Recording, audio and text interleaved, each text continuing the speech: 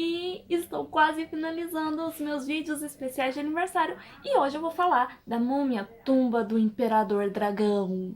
Mas antes disso, ontem estreou Vingadores Ultimato e eu estou muito furiosa porque eu não consegui o ingresso pra ver e eu já estou tendo acesso a spoilers, então assim, eu tô tendo notícias de como o filme se desenrolou e não estou gostando muito de algumas notícias que eu tô recebendo.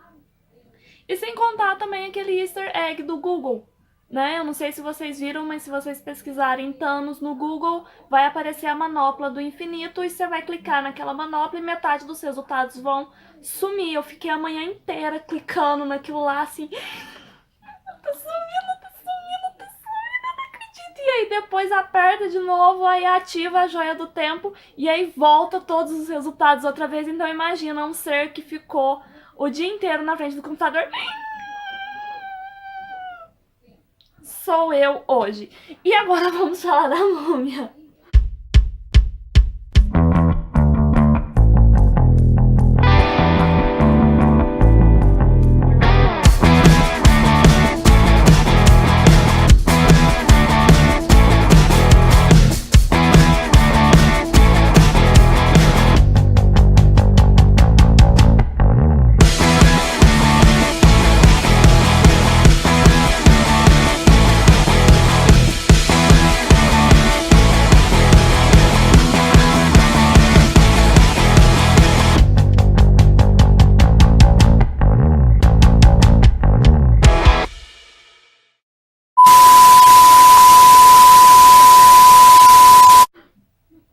Bem, pra quem não sabe, eu tô fazendo vídeos especiais do meu aniversário, então eu já fiz semana passada a Múmia 1, essa semana eu publiquei a Múmia, o Retorno da Múmia, Múmia 2, e agora eu vou falar da Múmia, Tumba do Imperador Dragão. E vai faltar só mais um vídeo, que aí eu vou fazer um fechamento da franquia, e aí, a partir das outras semanas, são outros filmes aí, ok?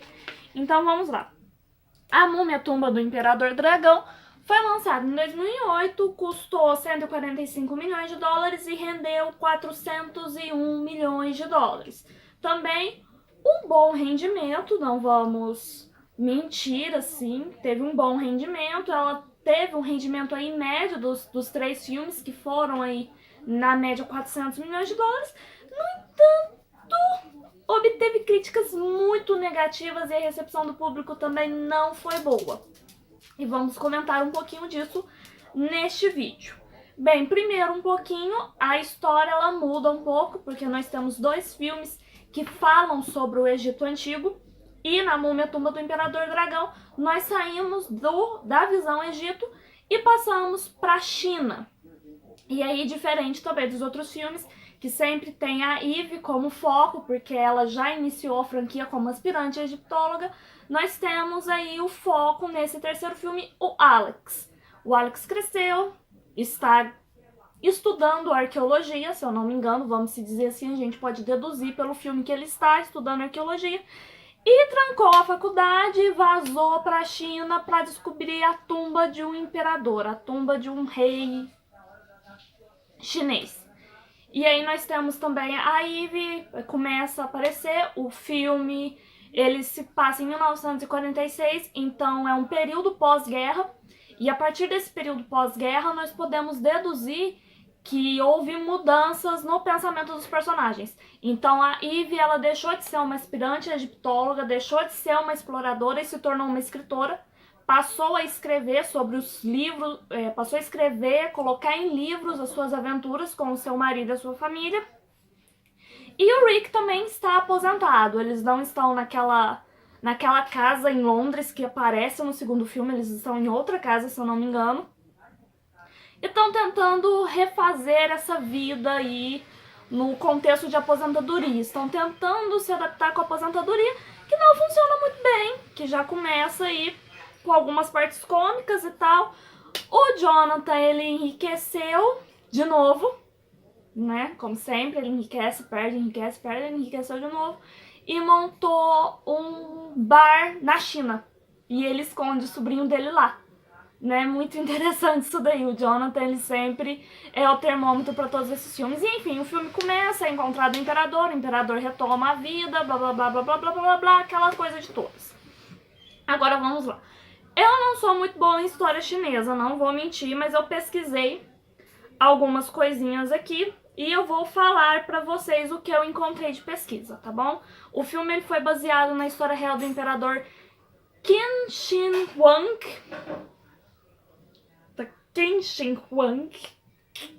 da dinastia Qin. Ele foi o primeiro imperador da China unificada e foi enterrado junto com um exército de soldados, conhecido como o Exército de Terracotas. E, pelo que parece, ele também tinha uma grande obsessão por projetos, por grandes projetos, e a construção da Grande Muralha da China realmente foi iniciada com ele. E, além disso, parecia também realmente que ele era meio tirano e obsessivo pelas histórias da imortalidade. Tanto que eu pesquisei que uma das causas da morte dele, ele morreu como um suicídio involuntário.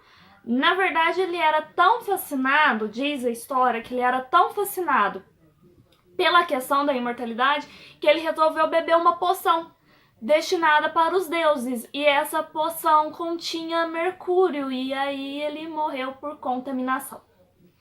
Essa é a história que tem-se. E também a gente sabe que a muralha da China ela demorou cerca de 20 séculos para ser concluída. E que inicialmente eram trabalhadores camponeses que trabalhavam na construção da muralha da China em troca de redução de pagamento de impostos e tributos, e que depois soldados também começaram a entrar na construção dessa muralha, e que aproximadamente 1 milhão de pessoas morreram durante a construção desta muralha grandiosa da China. Porque alguns pesquisadores apontam a má alimentação e condições precárias de trabalho. E aí é um dos pontos do roteiro que eu quero falar, que durante a história do filme fala-se que as pessoas eram enterradas sobre a muralha. Elas serviam de base para a construção da muralha, e isso é mentira. As pessoas realmente morreram por condições indignas de trabalho, vamos se dizer assim, por condições precárias de trabalho, pela maioria ser camponesa também, ser trabalhadores do campo, então eles não tinham habilidade com o trabalho braçal, com a força de se empilhar pedras e tudo mais, então acabaram morrendo. Só que eles não foram jogados ou enterrados embaixo da muralha, eles foram enterrados ali num cemitério próprio, perto da muralha, mas não embaixo, então isso o roteiro já errou. Outro ponto também é que nos dois filmes da Múmia, A Múmia e O Retorno da Múmia, o Stephen Sommers, ele estava presente não só na produção, mas também estava presente na concepção do roteiro. E dessa vez, no terceiro filme da franquia, ele disse que não ia participar, ele iria apenas produzir e dirigir. Então, o roteiro, o argumento e o roteiro da Múmia, Tumba do Imperador, ficou nas mãos de outras duas pessoas, Alfred Gough e Miles Miller, e o Sommers ficou realmente só na produção. E aí, quando a gente muda a cabeça das pessoas por trás de toda essa parte criativa, então a gente tem uma mudança também de cenário, tem uma mudança de concepção, e é claro que nem tudo vai ficar igual. E aí os críticos pegaram pesado nessa parte, porque a parte cômica do terceiro filme não foi igual ao cômico mostrado e apresentado nos outros dois filmes anteriores. Então, muitos críticos falaram que a comédia apresentada no terceiro filme da Múmia ficou muito maçante, ficou muito chata, como se fosse uma piada forçada. E eles também não gostaram. Outro ponto também que o pessoal não gostou foi o fato da troca de atores. Rachel Weisz não quis participar por divergências de roteiro, e aí a Maria Bello, se eu não me engano é este o nome dela, entrou no lugar. E eu não vi nada contra trocar atores, até porque eles fizeram uma nova roupagem para a personagem Eve, então realmente essa troca ela veio a calhar assim, que eles trocaram de ator no momento em que o personagem também tinha mudado de contexto, de cenário. Então eu particularmente não achei diferença, mas o pessoal não gostou, muitas pessoas do público que são fãs do filme também não gostaram, e o filme não agradou. Basicamente é isso. Outro ponto também que eles não gostaram é em relação ao fato do rapaz que interpreta o Alex adulto, Luke Ford, 10 anos mais novo que o Brendan Fraser. O que acontece? O Alex, por uma conta simples, ele vai ter 19 anos nesse filme. 19, 20 anos. E eles acharam que deveriam ter escolhido um ator mais próximo da idade. O público em si, não os críticos. A atuação do Luke Ford foi muito elogiada pela crítica especializada e eu elogio agora também, porque ele ficou ele soube captar a essência do Rick O'Connell. Então ele ficou muito parecido com uma versão mais nova e melhorada do Rick O'Connell. Então realmente era pai e filho nas cenas. Não tinha como, mas o pessoal não gostou. Não agradou a troca de atores, não agradou os cenários, aquela parte também do imperador que ele se transforma em dragão, lá pro final do filme, que ele entra na fonte da vida eterna e se transforma em dragão, também eles tiveram essa bagunça aí, porque o dragão, ele não é um dragão da cultura milenar chinesa. Então, erros de roteiro nas 3 múmias, divergências históricas e cronológicas existem sim. Infelizmente, o filme ele não foi pra frente, a franquia acabou, encerrou-se com A Múmia, Tumba do Imperador Dragão e mais um filme que tem-se um gancho por uma continuação e não houve. Muito decepcionante isso, na minha opinião. E aí eles acabaram fazendo um reboot da Múmia, que é um outro vídeo que eu vou falar, a Múmia de 2017 com Tom Cruise, fica por um assunto para um outro vídeo. O que eu gostaria de encerrar nesse vídeo é falar que eles perderam uma grande oportunidade. Porque ao tirar toda a concepção de múmia no Egito Antigo, eles tinham a oportunidade de renovar a franquia. E fazer com que a franquia, sei lá, virasse uma espécie de Marvel, Seção Vingadores, que tem aí mais de 20 filmes, e a múmia também poderia entrar nesse ranking, poderia entrar nesse potencial, porque múmias não existem só no Egito Antigo. Então eles pegaram uma ideia muito boa e ao passar o cenário do Egito para a China, e aí depois no final tem ali o narrador falando em 2000 e alguns anos depois, múmias foram encontradas no Peru, dando a entender que essa sequência ela ia continuar. Infelizmente eles perderam essa grande oportunidade, porque o público ele mudou de fato e as pessoas que eram interessadas nos outros 2 filmes cresceram e passaram a não se interessar tanto pelo terceiro filme e eles não conseguiram cativar novas pessoas, não conseguiram cativar novos aspirantes a aventureiros e nem um novo público em si. Então o filme, a franquia encerra-se assim, com essa decepção de não se ter uma continuação e só ficar com um gostinho e aí depois a gente ter um reboot aí que, enfim, também deram uma viajada na maionese.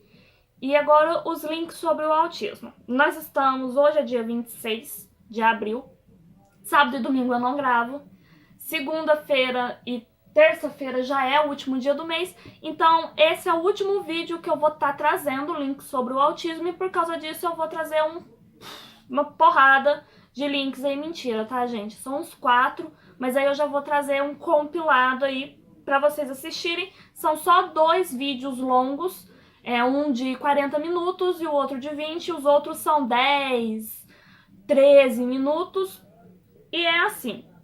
O primeiro vídeo que eu gostaria de trazer é o vídeo de 44 minutos, que é o programa Conversa com o Bial, que ele traz o assunto autismo e ele aborda o autismo com pessoas autistas. Então a plateia é toda cercada com autistas, pais de autistas, parentes de autistas. Nós temos uma autista, a Amanda, que é uma das entrevistadas, uma psiquiatra e um jornalista que é pai de autista e escreveu um livro.